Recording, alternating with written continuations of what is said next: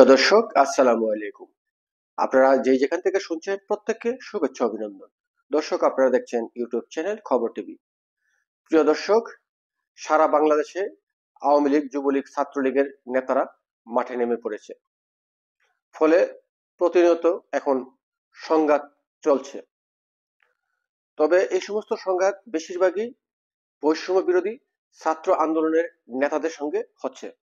কারণ হচ্ছে, এই সমস্ত বৈষম্য বিরোধী ছাত্র আন্দোলনের নেতারা প্রথম দিক দিয়ে এই ছাত্রলীগ, যুবলীগ, আওয়ামী লীগের নেতাকর্মীদের উপর চরমভাবে চড়াও হয়েছিল, তাদের উপরে অত্যাচার নির্যাতন করা হয়েছিল।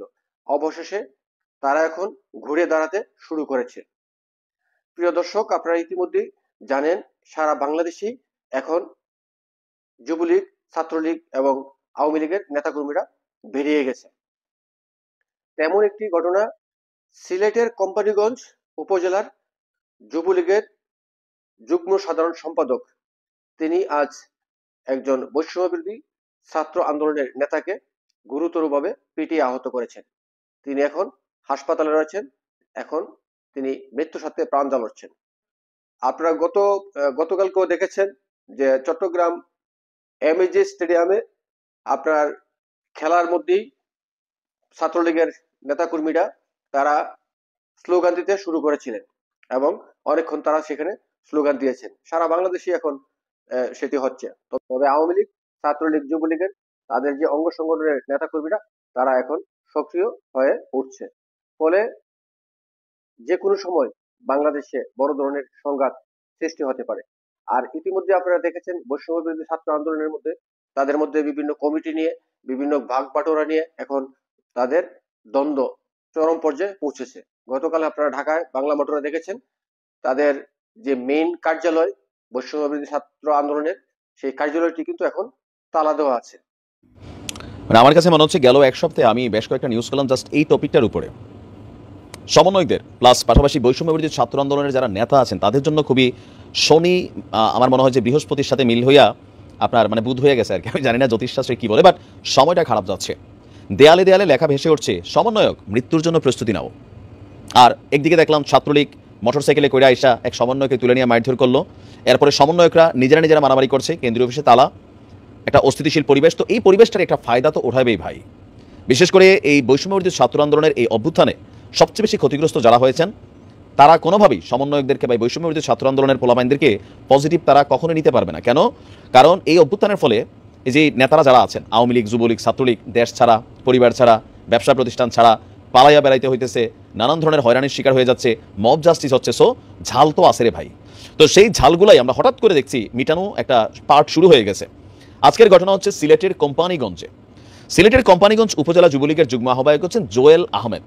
তার নেতৃত্বে একটা দল বৈষম্য বিরোধী আন্দোলনের শিক্ষার্থী সোলেমান মিয়ার উপর ব্যাপক হামলা চালিয়েছে।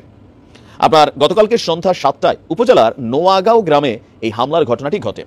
সোলেমান মিয়া উপজেলার চিকাডহর গ্রামের আজিজুর রহমানের ছেলে। আহত সোলেমান মিয়া তিনি এই মুহূর্তে হাসপাতালে চিকিৎসা নিচ্ছেন, এমনকি এই ঘটনায় নিজে বাদী হয়ে কোম্পানীগঞ্জ থানায় একটি মামলাও করেছেন। মামলার সূত্র বলছে, উপজেলা যুবলীগের যুগ্ম আহ্বায়ক জোয়েল আহমেদ দীর্ঘদিন থেকে ভোলাগঞ্জ শাহ আরিফিন রাস্তায় পাথরবাহী গাড়ি থেকে চাঁদাবাজি করে আসছেন। অভ্যাস এখনো যায় নাই। তো সরকার পতনের পর তার চাঁদাবাজিটা কিছু কমে গেছিল, এটা বাস্তব, সারা বাংলাদেশে এই চিত্রটা হয়েছিল। কিন্তু 5 মাস যেতে না যেতেই এই জানুয়ারির শুরুতে আবারও তার সিন্ডিকেট বা তার চাঁদাবাজি সিন্ডিকেট আপনার মানে সামনে আসছে। এ নিয়ে বৈষম্য বিরোধী ছাত্রদের সঙ্গে তার বিরোধ চলছিল। অনেক জায়গায় আছে বৈষম্য বিরোধী যারা ছাত্ররা আছে, তারা মনে করে যে এই ধরনের অন্যায়, লুটপাট, চাঁদাবাজি এগুলো হইতে দেওয়া উচিত না। তো যার কারণে তারা বিভিন্ন জায়গায় এই সিন্ডিকেটগুলোর বিরুদ্ধে কিন্তু আপনার দাঁড়াই যায়, আর সেইখানে একটা বিপত্তি ঘটে যাচ্ছে। আমরা এখানেও ঠিক একই ঘটনা দেখছিলাম যে গতকালকে সন্ধ্যা 7টায় বৈষম্য বিরোধী আন্দোলনের ছাত্র সোলেমান মিয়া বাড়ি থেকে বের হয়ে ভোলাগঞ্জ যাচ্ছিলেন। নোয়াগাঁও গ্রামে যুবলীগ নেতা জোয়েল আহমেদের বাড়ির সামনে গেলে জোয়েল আহমেদের নেতৃত্বে তার অনুসারীরা তার উপর হামলা করে। এতে সোলেমান মিয়া আপনার আহত হয়, তাকে তাৎক্ষণিকভাবে কোম্পানীগঞ্জ উপজেলা স্বাস্থ্য কমপ্লেক্সে নেওয়া হয়। খবর পেয়ে বিক্ষুব্ধ ছাত্র জনতা যুবলীগ নেতার বাড়িতে আবার হামলা চালায়। পরে পুলিশ এসে পরিস্থিতি স্বাভাবিক করে। এই ঘটনায় জোয়েলকে প্রধান করে মামলা করা হয়েছে। ওসি সাহেব বলছেন যে বৈষম্য বিরোধী আন্দোলনের শিক্ষার্থীদের উপর হামলার ঘটনায় থানায় একটি মামলা করা হয়েছে, আমরা জোয়েলকে ধরতে অভিযান চালাচ্ছি। এখন এই যে যদি ধরতে না পারে তাহলে তো যেই সোলেমান মিয়া তার জন্য আরো একটা রিস্ক ইস্যু হয়ে গেল, যেহেতু মামলা করে দিছে। তো সে ভাববে এমনিও তো জেলে যাবো, হেমনিও জেলে যাবো, মানে হিংসা বা প্রতিশোধের নেশায় আরো একটা ঘটনা তো ঘটাইতে পারে। সারা বাংলাদেশে এই জিনিসগুলো আমরা এখন আবার দেখছি। বৈষম্যবিরোধী যারা ছাত্ররা আছে তারা কিন্তু নানান ঝক্কি ঝামেলার মধ্যে পড়তে যাচ্ছে বা পড়ছে অলরেডি, আমরা বিভিন্ন জায়গায় দেখছি। এখন এগুলোর ব্যাপারে আসলে যারা সরকারের দায়িত্বশীল আছেন তারা কে সিদ্ধান্ত নেবেন। তবে আমরা বাংলাদেশকে চাঁদাবাজি মুক্ত দেখতে চাই। চাঁদাবাজ, লুটপাটকারী, হ্যাঁ মানে গুন্ডামি, ছিনতাই, এগুলো কিন্তু আসলে আমরা চিরতরে নির্মূল চাই বাংলাদেশ থেকে। মানুষ ব্যবসা করবে, ইনভেস্ট করবে, তো সেই ব্যবসার একটা সিকিউরিটি লাগে যে আমি নির্বিঘ্নে ব্যবসা করতে পারতেছি। ভাই রাস্তায় রাস্তায় চাঁদা দিতে গেলে তো একটা লোক ব্যবসা কোথায় করবে? দেখা যাক যারা ব্যবস্থা নেওয়ার তারা নেবেন। ভালো থাকবে।